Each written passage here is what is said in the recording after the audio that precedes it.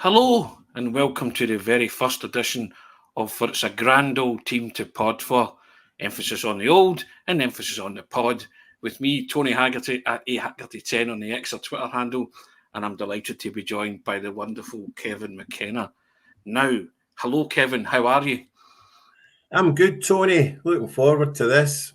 Yeah, now this is the brainchild of Kevin McKenna because he believes that myself and him and himself have a wonderful Celtic memory stretching back many, many years. And if you're a regular on the Celtic way, we kind of talk about things and we go down tangents and off at tangents and go down roads. So we thought, well, Kevin thought, why not get the two old Celtic dads together and do their own pod and talk about things, all Celtic things.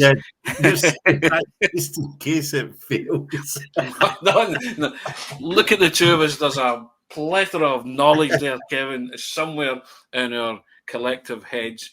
It won't fail. No such word as failure. But yeah, so we thought we would put a collective minds together and we'll have a topic to hang on a peg, as they say in journalistic terms. And this week's topic is 10 men won the league, 1979, Celtic 4, Rangers 2. Now, Kevin, I don't know about you, and apologies, but whenever I see the words 10 men won the league, I'm just going to go, 10 men won the league, tra-la-la-la-la. I knew you would sing. Because if you're not a true Celtic supporter, if you see those words and you don't sing it in your head or sing it out loud. The old Boney M classic. Yeah, Boney M classic, exactly, from 1979, which was Brown Girl in the ring, tra-la-la-la-la, with a catchy chorus, and the Celtic supporters brilliantly turned it around to 10 men won the league, tra-la-la-la-la, because they did win the league, and we'll talk about that in the fullness of time. But we thought we'd start with an absolute belter. And my father has told me, and he will tell me to his dying day, ad infinitum, Celtic 4, Rangers 2, 10 men won the league, is the best Celtic Rangers game he's ever been to. Now, if you're of a certain vintage, i.e. Kevin's age and my own age, although I wasn't at Celtic 4, Rangers 2, I did grab onto my father's leg. I was 6 years old, yeah, going on 7. And he trailed me down half of Tormers Road in Castlemilk, till at what point I was kicking and screaming and then had to be led away because I wanted to go. But my father went, and he tells me, Kevin, that it was the game and you will find it very, very hard to replicate that. I've since spoken to, I had a wonderful interview in the Celtic way with Andy Lynch. He said the same. He said, well, if your father loved it, he says you can imagine playing in it. And he waxed lyrical about it. Now, the reason we're doing this one is because you were actually there, weren't you? It was your first ever experience of a Celtic Rangers match. You may as well have hung up your Celtic Rangers hat then and retired from going to watch them. By that point, I was, so it was May the 22nd, so it was not long. It was a week before my 16th birthday. And although I'd by then been to a couple of cup finals, like the 1974 Scottish Cup final against Dundee United, the 1975 Scottish Cup final against Airdrie, and I'd also been to the Partick Thistle 4-1.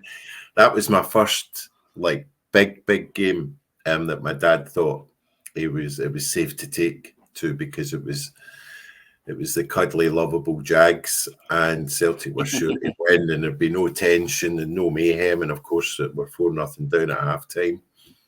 I'm greeting, and I'm asking him, I'm telling him, I think, why aren't we going home? And my dad, who's far more reasonably minded than me, said to me, I've stood here and watched Celtic beat Leeds United, Rangers. I think we played Ajax, but then all sorts, all comers, and we're getting our medicine today, and we'll take it. Sorry, that's just a preamble. But a wonderful story in that one. The video printer, Frank Boff, live on Grandstand, said scoreline coming in from the Scottish League Cup final, Partick Thistle 4, Celtic 0. Said there seemed to be some mistake with the video printer. He said we will correct that for you and get you the right score once we find it out. and Arthur Montford's commentary is just tremendous as well. It's like, when Jimmy Bone scored, he was just like, and Bone walks the ball into the net. It's 4-0. It's just like, he can't believe it. It's just like, it's incredulous. It's wonderful stuff. But yeah. No, I'm saying that as a preamble because, so I'd been to all sorts of big games by then, but my dad just steadfastly refused to take me to a Celtic Rangers game because of all the stuff associated with it. But the reason why he relented, well, he had to relent, was because that season, 78-79, it was probably the harshest winter on record. And as I recall, there were no games played between round about Christmas and March. It wiped out 2 months, January and February football. Kevin, yeah. And so one of the casualties, the match casualties was the Celtic Rangers game at Parkhead, which would have been early January. And my dad had 2 tickets for that game. It gets cancelled. So he tells me, take the tickets and get rid of them. There was a couple of the teachers in our school who would have been mad keen. So he said, just get rid of them because the tickets will still be valid. But I kept them, hoping that he might have relented. And I'm actually telling myself, if I do well in my O-levels, even though the results wouldn't have been in by May, but if I tell him, look, I've done all right and the prelims have been good, he might just relent. But of course, the days following it, because of the way things had turned out, Celtic's first game back after that 2 to 3 month period was, don't even ask me how I remember this. I think it was March the 3rd, and it was a home game against Aberdeen. I think Alfie Conn scored in a 1-0 win. But Celtic were miles off, even though they'd all those games in hand, from having missed so much of the season. Celtic weren't playing well enough up until the enforced break to make you think that they could claw back the deficit. And there were some scary games, there was a 4-3 game at Fir Park, I think, that could have gone all sorts of ways. Vic Davidson was playing. I went up to Easter Road to see his play against Hibs, and we get beat 2-1. And there was news on the way up that Celtic were going to announce a big signing, and he would be playing that day. And we were thinking, all right, that's great. That's what we need for this run-in. And the team runs out, and it's the return of Vic Davidson. And God bless Vic, but at that time, in those circumstances, it was somewhat underwhelming. So the stages then, so we're just going inching forward inexorably to this title decider. I remember we beat St Mirren 2-0 at Ibrox because why were we playing at Ibrox that night? It was a midweek game in hand. Was it because Love Street? Something might have been happening with Love Street, but anyway, beat Rangers 2-0 at St Mirren 2-0 at Ibrox. So then it comes the week before the game, and it's fever pitch. I mean, it is fever pitch. This is like a proper Celtic Rangers decider. There hasn't been one of them. I mean, I know there was up to a point in '67, but not like this. Celtic lose this game. It's Rangers League because they had no more games. Do you know how harsh the winter was, Kevin? Inverness Thistle versus Falkirk, Scottish Cup second round tie, was postponed, and I believe it's a record 29 times. Aye, that's right, yeah. I think it's a world record. I could be wrong, but it was just so harsh. And the political climate wasn't great either. There was all sorts of strikes going on, wasn't there? There was TV technician strikes, there was transport strikes, all that backdrop. And as you say, and most people who would have gone to the game that night would either have walked or had to have their own transport, wouldn't they? Yeah. Right in saying that, yeah. But it was a lovely night, actually. So I've told my dad, see those tickets? I forgot to tell you, I couldn't get rid of them, and they're underneath my pillow. But you've got to let me go in it because it's too late to kind of sell them on now. He lied. He lied.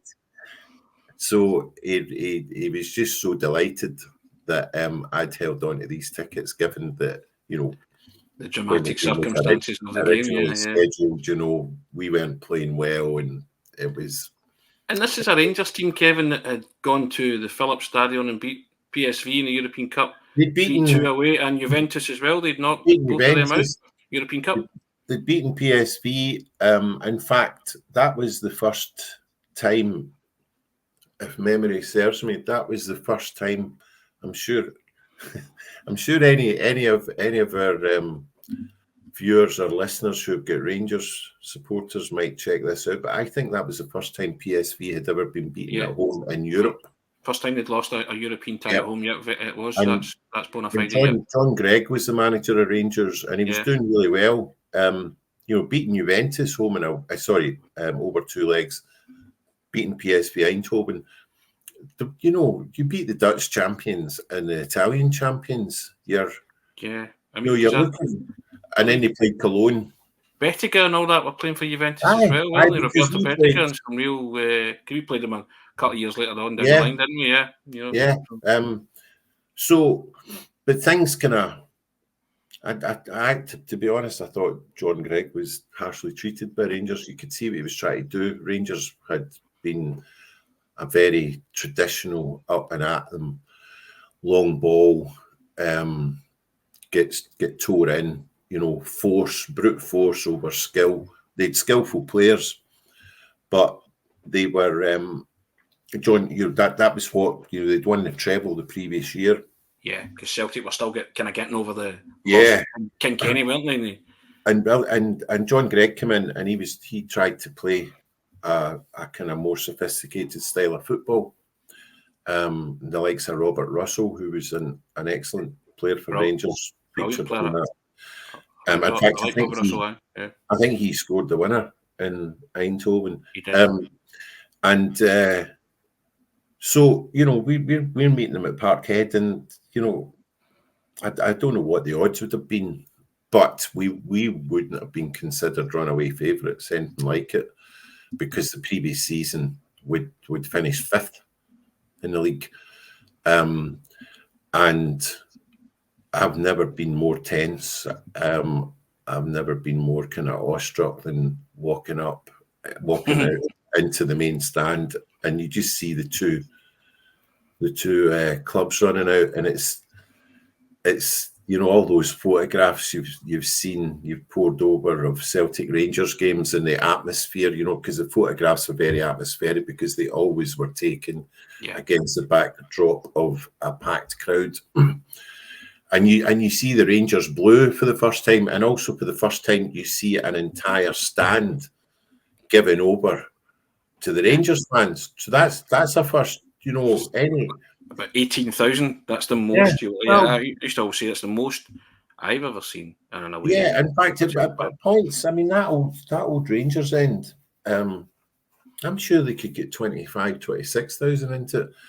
So if you're going to a Celtic Rangers game at Parkhead for the first time, you know, and all the things that come with that, one of those is actually looking over to your right and seeing this massive enclosure, which is usually filled with your fans and maybe a knot of a few away fans, and in the corner, it's just 20-odd thousand of these jumping bears, right? And they're singing the old, you know, our old traditional cultural favourites.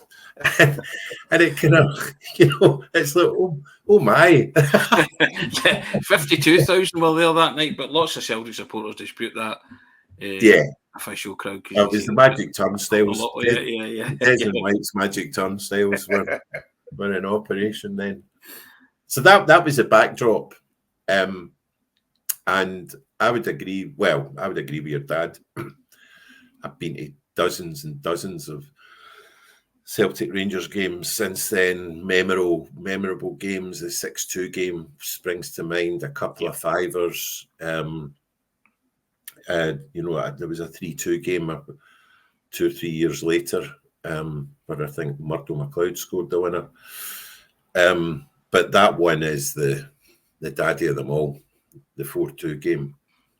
Yeah, I mean, as I say, I spoke to my father about that at length, and he now says he wishes he'd taken me, but I said to him, it's no use to me now. What about the wee guy that was grabbing your leg and wouldn't let go, and from my grand's flat in Castlemilk to the hole in the wall, as it was famously known, and eventually had to be prized off my father, as he was going to wherever he was going to first, whatever watering hole. I think it was a Mill Hotel it was called back then, now the King's Park Hotel, and then on to Celtic Park. But yeah, I always say he was lucky to see that, because everybody I've spoke to who was privileged to be at that just says it was tremendous. And obviously Murdo McLeod was a columnist for the Daily Record, who I wrote for the best part of 2 decades, and he used to tell the great story that every year his shot to clinch the clinching goal got further away. So by the time the years had rolled on, he says he reckons he'd hit it from the halfway line. It was Pele-esque, But yeah, I mean, it was, it's hard to describe that game because it genuinely had everything, didn't it, Kevin? It had the tie going, swaying back and forth. They opened the scoring. Yeah, if you look at Celtic's history, playing with 10 men has never ever really hindered them, has it? And it's just one of those, it is a cliche with the crowd roaring them forward, but they played a massive part that night in the events that unfolded. And again, as you say, against a Celtic team that weren't favourites, had come from nowhere, really. And all of a sudden, they were in this position to win the title. I mean, it was literally breathtaking. The atmosphere before it was electric. It was really tense, like nothing I'd ever experienced before. When people talk, and this was a Monday night, wasn't it? It wasn't even just a Saturday or a night. It was a Monday night. It was unheard of, wasn't it? Celtic had to win. A draw would have virtually handed the title to Rangers. A win for Rangers would have wrapped it up for them. And also Rangers had beaten us at Hampden in a league game, because the buildings and work was being done in their new stand, and they'd beaten us 1-0. I think, was it 1-0 or was it 2-1? No, 1-0. Alex McDonald. Yeah, it was. I think the man of the victory was 1-0 going on 3 or 4. And that was just a week or 2 weeks before it. Yeah, and we hadn't turned up, by all accounts. So when Rangers go into the lead, as I recall it, there wasn't much to choose. It was as it was as frenetic as those games tended to be in those days. I was beside myself, because the tension is, because you can feel you kind of, the other thing, all those other things that enter into your consciousness when you go to your first Celtic Rangers game. One of those was the tension from the rest of the crowd radiates. And again, you've never experienced that. Even the cup finals against, with all due respect to Dundee United in 74 and Airdrie in 75, Partick Thistle, 71, but nothing touches that, and nothing can prepare you for it.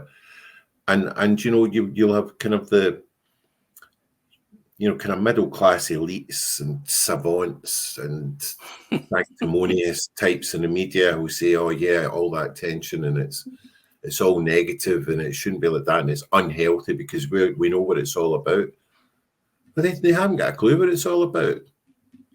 Anytime they kind of encounter authentic, dare I say it, working class rivalry, tension, commitment, they'll never get it.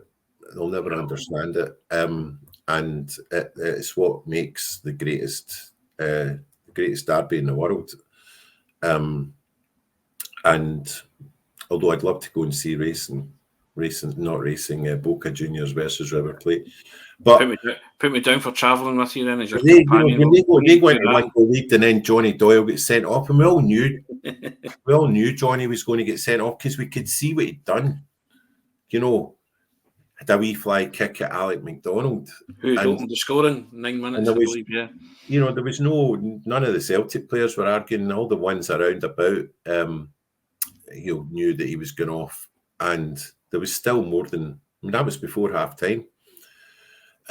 So you're thinking, well, the league's gone, because even if we have a heroic performance and manage to scrape a draw, that's as good as a defeat.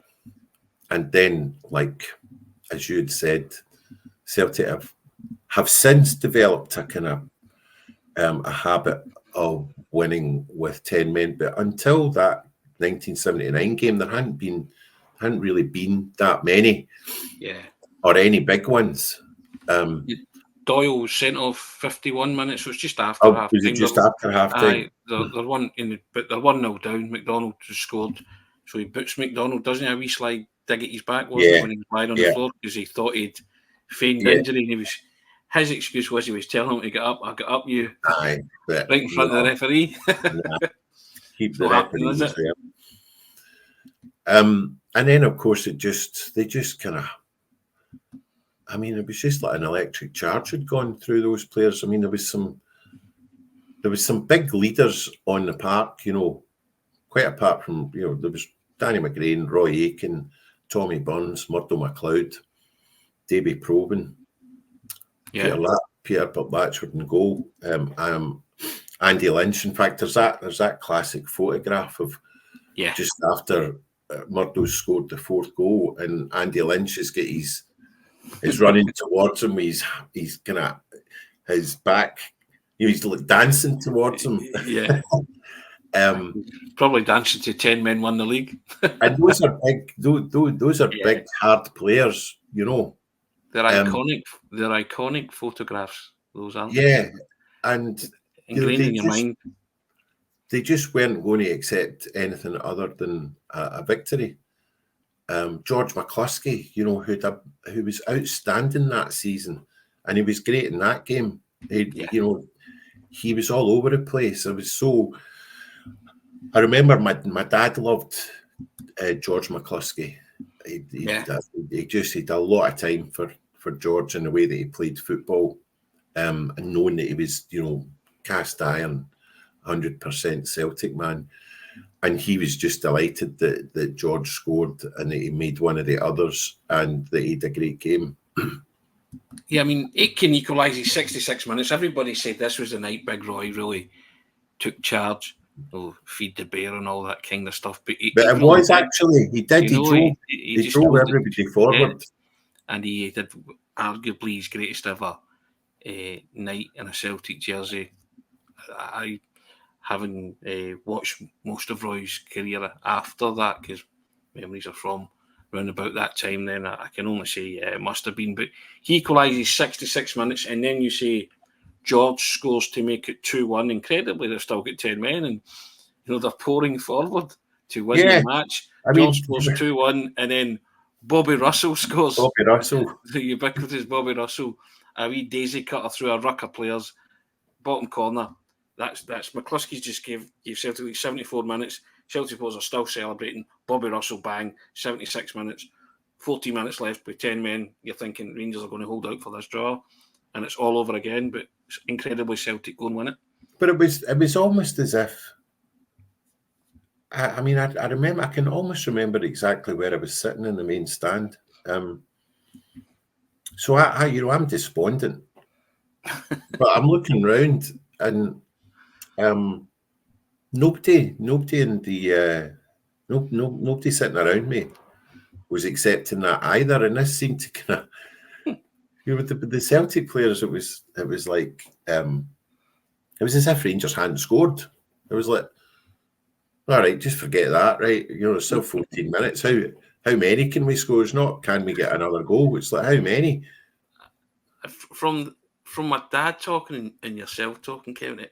It strikes me, and you know, we've all seen the footage with the camera lenses on it, and you know, it's terrible footage because there was a TV strike that night. It was never ever shown, and it's never been shown in its entirety because nobody has footage of it, which is a pity. Apart from the one with the camera lenses, you just can't really make anything out. But it strikes me as being at that moment in time that you're talking about there that Celtic went Bob, they just approached it like a game of street football. Well, Nick's goal's a winner. You know, the way you would play street football and just attack, and until you got the breakthrough. You hear that phrase nowadays, which is it's pretty meaningless and it's trite. You know, such and such a team won it because they wanted it more. yeah. You know, what does that actually mean? Yeah. You know, both teams, you know, I think, come on. However, it's like when you talk about players being on their game. Everybody on their game's a world beater, aren't they? I don't understand that either. But but it applied, I think, to that game. I think because Rangers only needed the draw. Yeah. They were like in a no man's land. And so when I say that Celtic wanted it more, I'm not denigrating Rangers here. I just think that Celtic needed the win. Rangers just had to maintain the status quo. Yeah, so it's like, what do we do? Yeah. There's 13, 14 minutes to go. We're playing at Celtic Park. Let's just kind of steady the horses. Don't do anything daft. Well, Celtic are just sleeves up, heat down, batter, you know, and they were all, I mean, they just swarmed. I mean, honest to God, they just swarmed all over Rangers in that, in their half. And it was, you know, it was the full charge. You know, you'd Aiken, you'd Tommy Burns, you'd Murdo, McCluskey. Every time the ball went to McCluskey, it just stuck to him. And George McCluskey was great at playing with his back. Yeah, the play. He was just he had amazing control, and it was almost inevitable. You know, I was going to say that.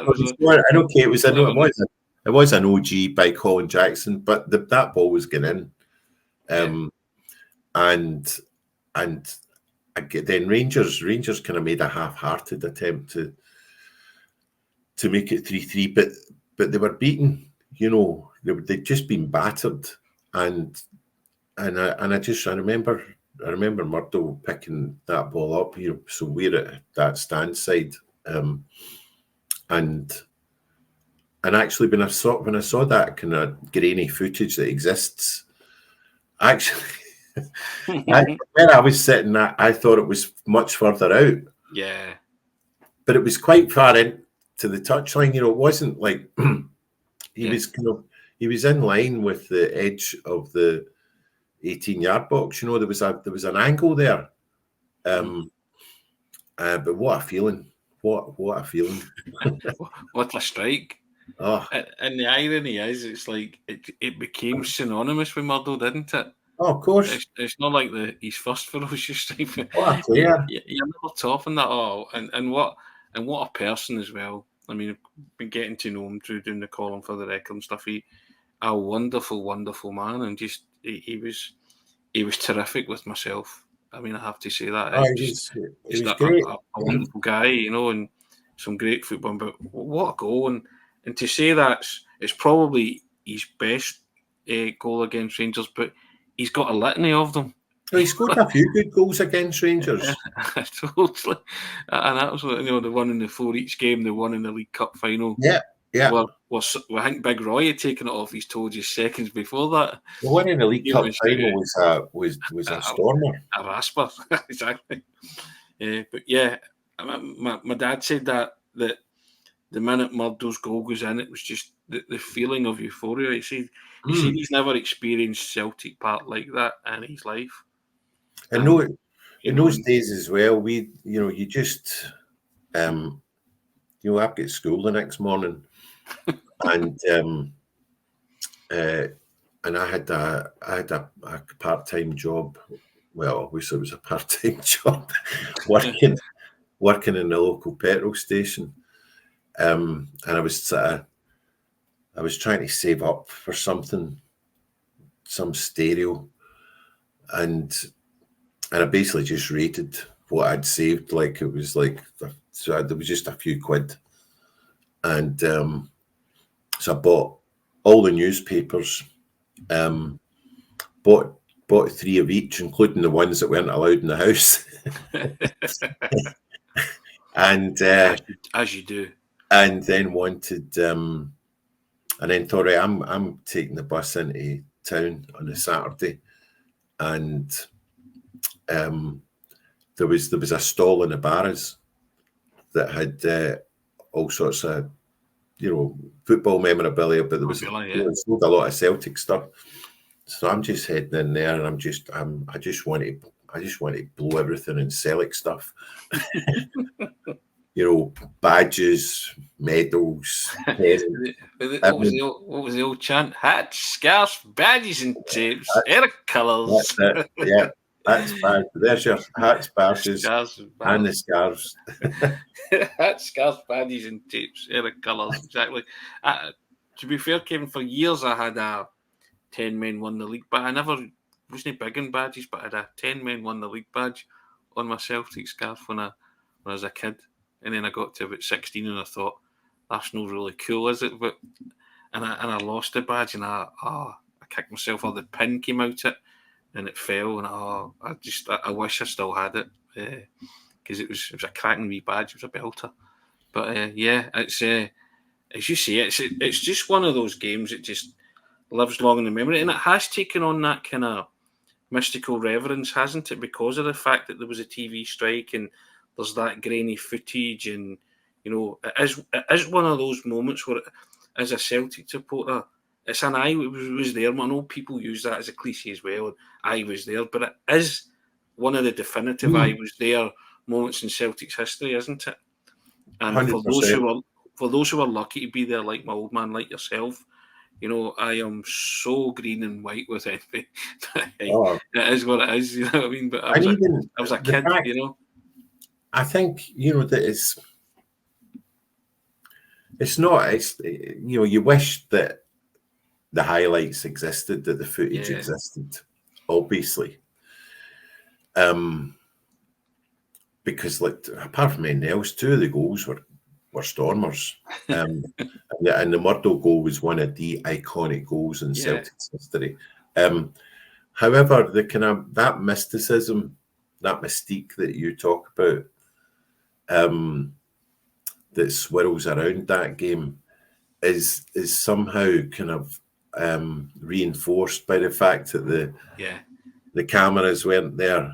And I think that those that were there, I think it's their moment, isn't it? And when they meet kindred spirits who were there, they have that kind of moment. Yeah, were you there that night? Yeah, and it's a brilliant bonding thing. I mean, everybody's bonded by Celtic. You talk about that Celtic family, but there are moments in time where you sort of think, and I think that game's one of them. If 52,000 supposedly there, we'll dispute that, but if you were lucky to be there, it's a treasured Celtic memory, isn't it?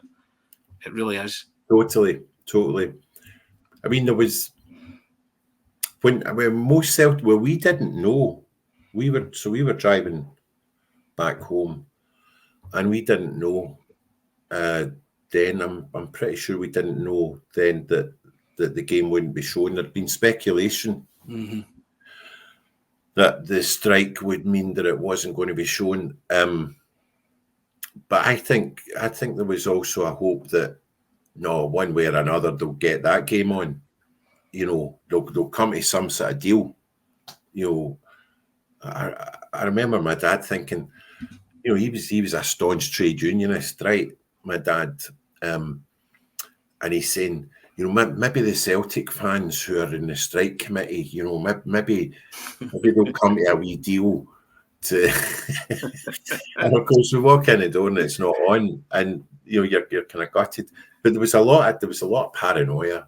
Of course it is. I mean, I'd always thought that in years, the years after it, that at some point somebody would have a private screening, and the GFT There'll never be I know, seen footage. I know. Celtic 4 Rangers 2, and we could all get to see it. But I mean, maybe in it was a kind of wish of mine as well. I thought, please, somebody. I wonder. I'm kind of half serious about this. I wonder, with everything that the AI can do. Yeah.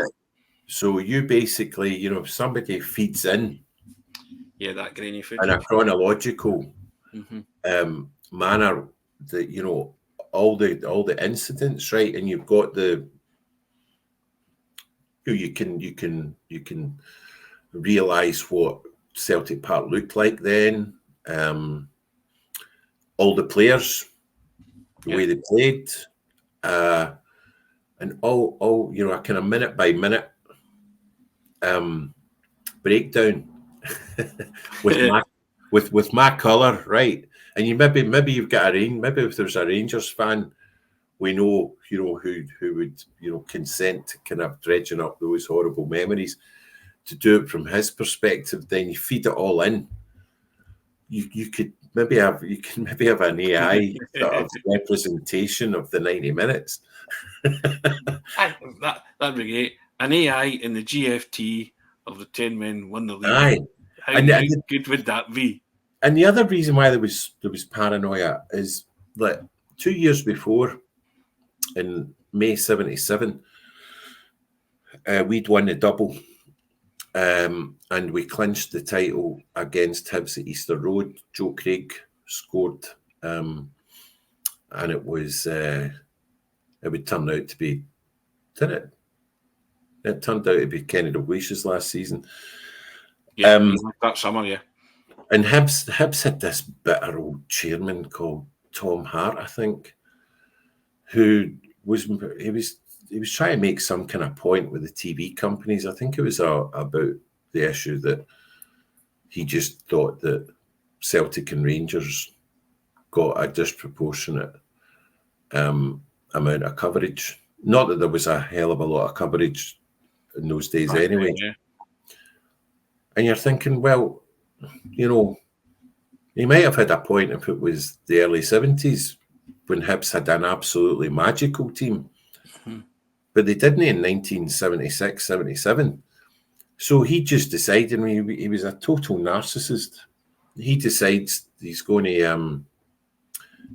just stopped the TV cameras coming into that game. Blacked it out, didn't he? Nobody saw. And I don't even think there's grainy footage of that that exists. I don't think there's anything handheld.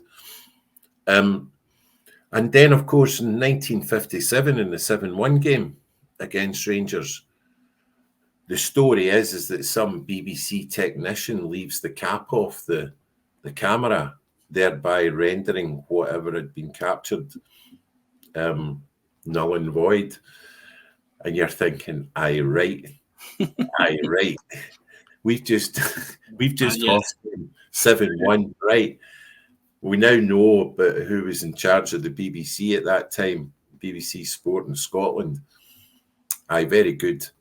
The hubcap just happened to disappear between Hampden and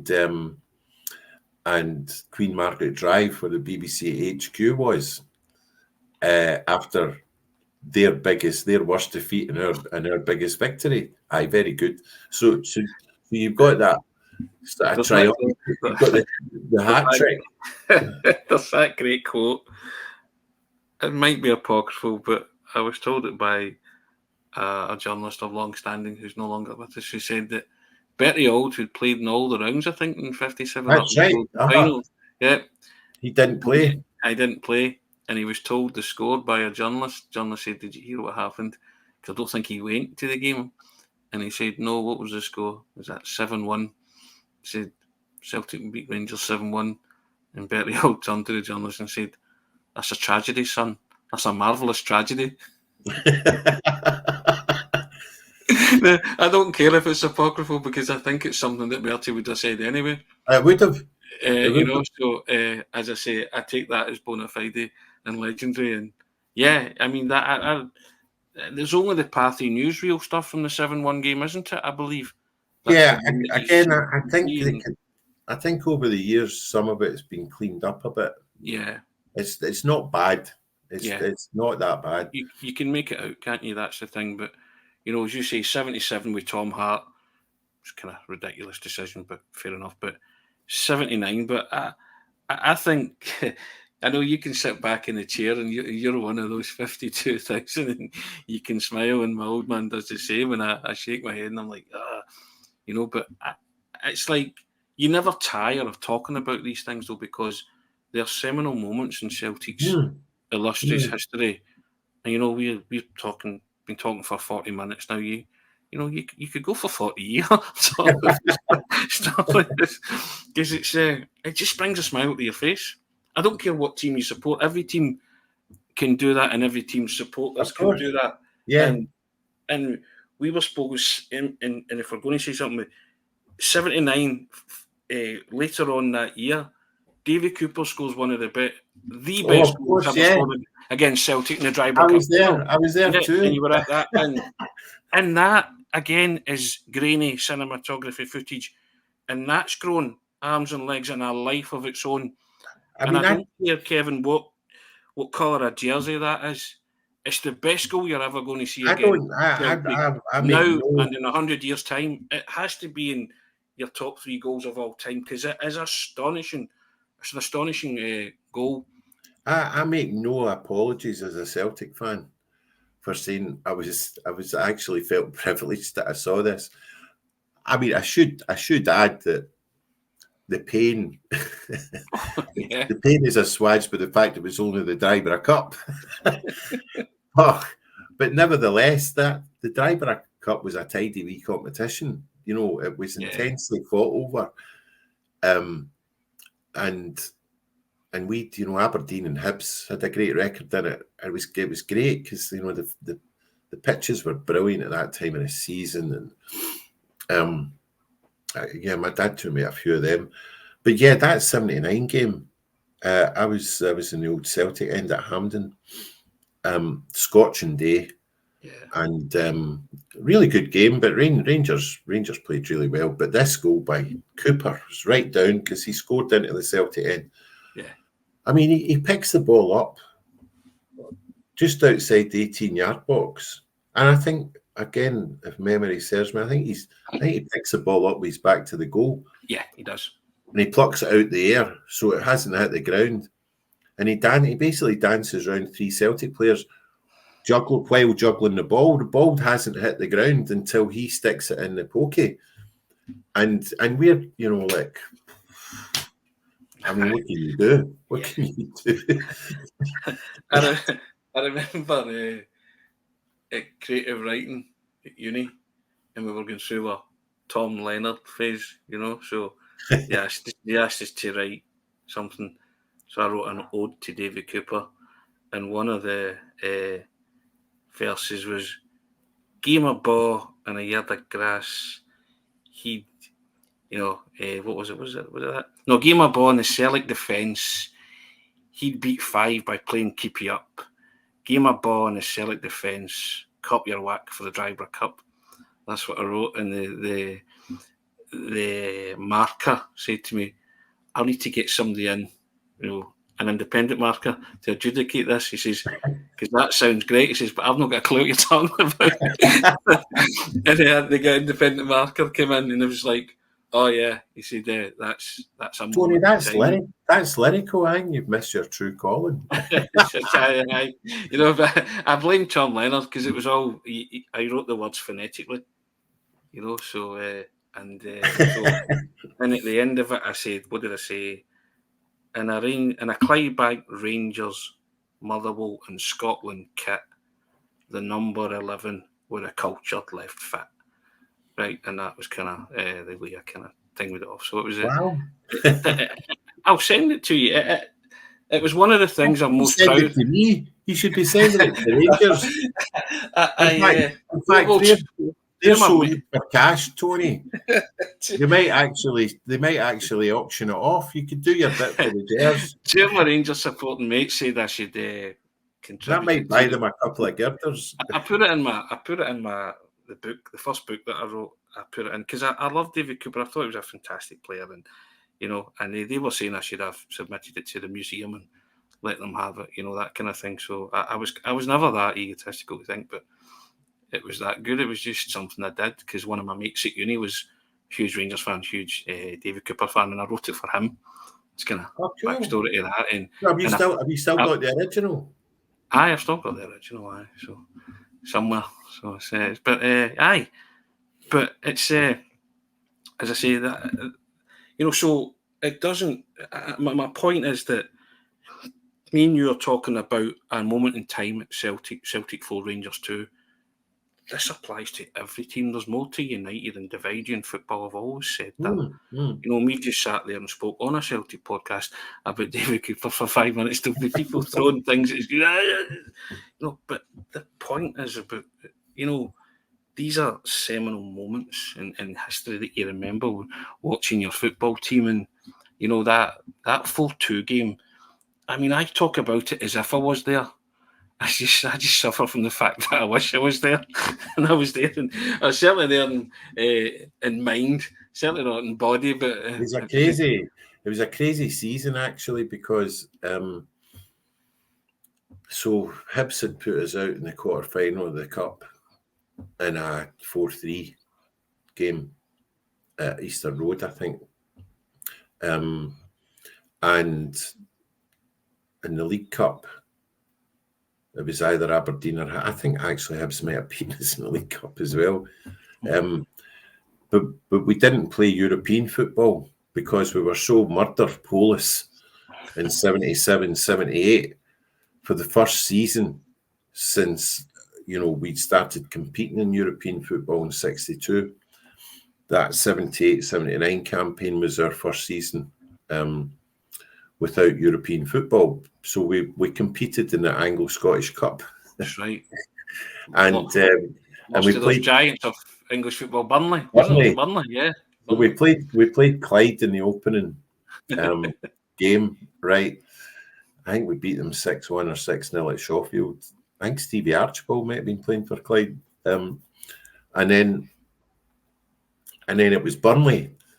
And it was the first time we'd played English opposition in anger since Leeds United, and we'd no European football, so it was it must have been about 15,000 went down to England for the bloody Anglo-Scottish Cup, right? Second round thereof.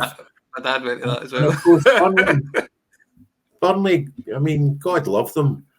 They're thinking the same. I know it's Celtic, but I mean, it's a Tuesday night and it's the bleeding Anglo-Scottish Cup. We'll stick them in that wee stand that holds 7,000 that's never been full since it was built, right? In Jackie Milburn's era, probably. And they just kept coming. And nobody's ever thought to make it even an all-ticket game because they're thinking, I mean, no, there's no way it's going to happen. And every buses just kept coming and coming and coming. And then, of course, there was the trouble because certain of our brethren in the media at that point, revelled at any opportunity to kind of stick the boot into Celtic. So, there was trouble because the Celtic fans spilled onto the park. But the reason why they spilled onto the park because there was nowhere else to go. I mean, you're looking at a possible, another Hillsborough. Long before. And came to fruition, yeah. Anyway, the long and the short of it is that Burnley beat us 1-0 at Turf Moor. But you're thinking, we'll hammer them at Parkhead. It was what? Well, it was the magic number of 37,000, Tony. Because you remember those days when Celtic Park was absolutely full up, it was either 33 or 37,000 that the old Viessmann would settle on, right? You'd be going to games against Aberdeen in the Ferguson era. 29, 31,000. Very good. Very good. and they beat us 2-1. Yeah. Beat us 2-1 in Parkhead. Was this big striker called Steve Kindon. Who was like a John Hartson type player. They beat us. Burnley beat us home and away.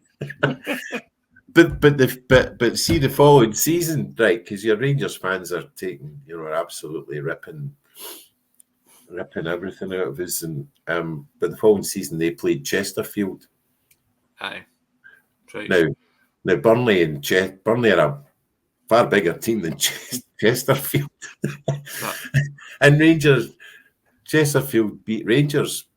Cuffed them, didn't they? We were delighted at that because, like, Phil Bonnyman et al., wasn't it? Yeah. They didn't have Burnley over us for very long. Yeah, exactly. Yeah, the worst, vying for the worst ever kind of result, and like in lesser known trophies, I'll put down a Burnley, I'll raise your Chesterfield. Yeah, that kind of stuff. Yeah, but it was just a really interesting era, that, wasn't it? Because on the back of that, Kevin, and as you're moving into the 80s, it's the emergence of Aberdeen and Dundee United, what were soon dubbed the new firm under Sir Alex Ferguson and Jim McLean. But you saw, even then, back then, you saw the glimpses of the teams they were about to become, didn't you? Oh, aye. I mean, it was those kind of 5-6 years between 80 and 86. We won the title 81, 82. Aberdeen won it in 80, 84 and 85, and Dundee United won it in 83. And Aberdeen obviously get win the Cup Winners' Cup in 83, and Dundee United were cheated at a European Cup final appearance by Roma. No one will convince me other than that. I remember, and I've got a really vivid memory of a midweek League Cup game against Dundee United at Parkhead.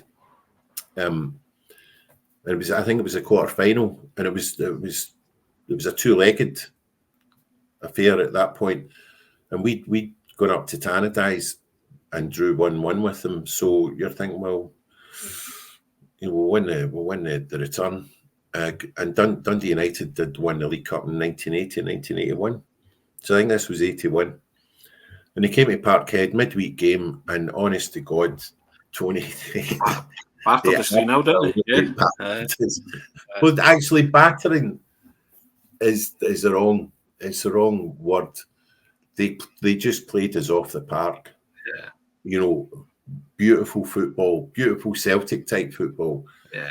They'd stir up this wee magical player called Graham Payne, and we couldn't get the ball off him. They were a great side. They were a brilliant team. Neri for me epitomised that team. He was Alan Hansen for me. Neri was elegant. He was and he never got the kudos that Alan Hansen did because he played for Dundee United, not Liverpool. I know. But the thing for me is Jock Stein knew what he brought, because Jock Stein picked him in a lot of his Scotland squad. He was a tremendous player. He was always linked with moves to Celtic, but it never materialised. And I'd love to have seen a player like Dave Neri play for Celtic. He'd have been absolutely sensational. Well, after the game, there was highlights after the game. Of course, there were highlights. There's always the highlights for them, right? So anyway, for good doings. the sports scene highlights, which I managed. I brought myself to watch. Right? Jim McLean was interviewed after the game. I remember this so well. So at the end of the game, we've been scalped 3-0, and the Celtic. I was in the jungle that night. We all applauded them because you couldn't, you can't do anything else. But we hadn't just been beaten. We were beaten. I think we were so well beaten that half an hour before the game, we'd half an hour to sort of like absorb it and come to terms with it, right? and delete the bitterness, right? And sort of, be kind of magnanimous about it. But we also didn't want to go home as we might have done, in other circumstances, because they were just playing this space age football, and all we could do was just applaud them. So Jim McLean's talking about it in the BBC after it, and he was in tears. He had a lump in his throat, and he was really moved. because he said, I've been coming to Celtic Park for years, right? And this is one of my great memories because we played a good Celtic team off the park in their own ground by playing the sort of football that Celtic like to play, and to be given that ovation by the Celtic fans is one of the greatest things in my life. And he was genuinely moved, and it's always stuck with me, that interview. Yeah, and I think, as you say, Celtic supporters recognise good football. And the only other time I've witnessed that and been there, what happened was when PSG destroyed Tommy Burns' Celtic in 94, I think it was, 94, 95, the European Cup Winners' Cup, wasn't it? Oh yeah, 3-0. 3-0, Patrice Local, yeah. Yeah. And they were just sensational that night, and the Celtic fans could do not anything other than just applaud that, because sometimes, as you say, you just tip your hat to greatness, you know, our team who has turned up, you know. It's amazing, Kevin. We started out talking about 1979, 10 men won the league. We've got Cooper in, we've got PSG, we've got Dundee United, we've got Aberdeen. We're everything to all men and women. That's why we're Celtic dads. We refuse to let this information leave our heads, Kevin. You know, I know nothing's too trivial. We're scared, aren't we? We're scared to let it go. You know what I mean? So we hope that you've enjoyed that. I did joke with Kevin before when I sent him the text and said, we'll have a limp down amnesia lane, but there's no chance of that because we just remember minute detail, don't we, Kevin? Some people, I know lots of people shout at the screen saying you're a pair of saddles, but hey, that's what when all my other faculties are sailing off into the wind, right? Yeah. You kind of know these memories will be the last to go. Correct. You know, and I'm glad. And I'm happy with that, and I'm content with that, Kevin. Not content that I wasn't there in '79 when 10 men won the league. That smile says it all for me, that you were there. I cuss my old man to this day as well. He's still with us. He's 75, and he just laughs at me and says, never mind, son. You know, there'll be other times. there won't be other times. There won't be another greatest Celtic Rangers game ever. But thanks for that, Dad. Thanks for at least giving me some hope that there will be. But yeah, and we're going to continue doing this, Kevin. It's going to be hopefully a long running feature, and we'll pick out all sorts of memories because there's loads of stuff there.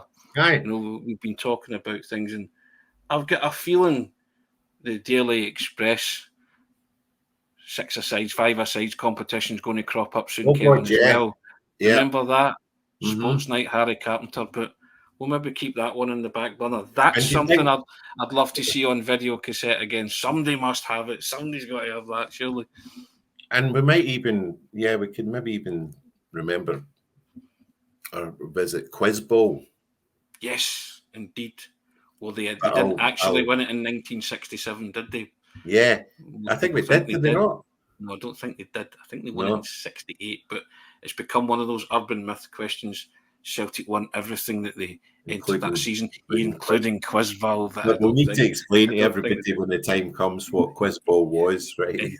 Indeed. But we will. We'll do that. But guys, I hope you've enjoyed that. I've certainly enjoyed it. It's there's nothing more pleasurable than talking about Celtic. There's even more pleasurable when if you know your history type thing. And we thought a lot of you on the Celtic Way and contributors are like myself and Kevin. You're an older generation. You're of a certain vintage. Don't call them old, do we, Kevin? Although we've labelled the pod grand old team. That's more self-deprecatory to us, you know. We're just seasoned. Seasoned professionals. I'm off to. I'm actually off to see I'm watching the Kilmarnock game. I've just realised it's on the BBC. Brilliant. Kilmarnock Cercle Bruges.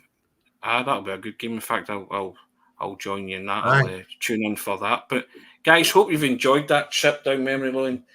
10 men won the league. And the other song before we go, Kevin, there was 2 songs that sprung from that because British Airways famously had an ad.